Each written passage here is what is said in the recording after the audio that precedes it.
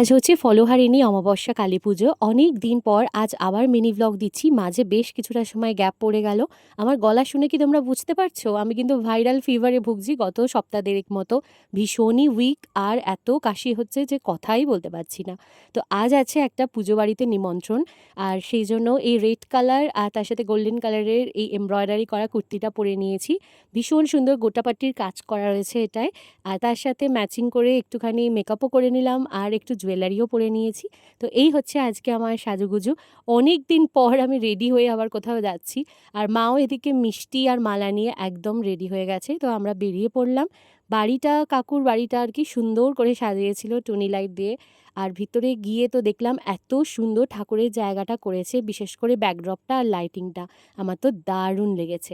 আর আমরা ভাবছিলাম পুজো যদি শুরু হয়ে যায়, কিন্তু তখনও পুজো শুরু হয়নি, ঠাকুরমশাই সবই জোগাড়যন্ত্র করছিলেন। মায়ের মুখটা দেখে না পুরো মনটা ভালো হয়ে গেল। আর তারপরে ওখানে মালা মিষ্টি দিয়ে আমরা চলে এলাম আরেকটা কালী মন্দিরে। তো ওখানে পুজো প্রায় শেষের দিকে ছিল। তো একটু হোম দেখে ওখানে টিকা নিয়ে তারপরে একটু ফটো ভিডিও করে আর প্রণাম করে চলে এলাম আবারও এখানে।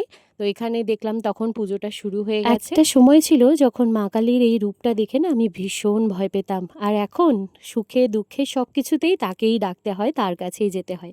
এই দেখো বাড়ি ফেরার সময় এনার সাথে দেখা হয়েছে, আর আমি ভীষণ জ্বালাচ্ছিলাম যে আর কথা বলে বলে তারপর হাত দিয়ে দিয়ে, আর ও তো খুবই ইরিটেটেড হয়ে যাচ্ছিল। যাই হোক, একটু মজা করে তারপরে ফাইনালি বাড়ি চলে আসলাম। আজকের মতো মিনি ব্লগটা এখানেই শেষ করলাম। টাটা।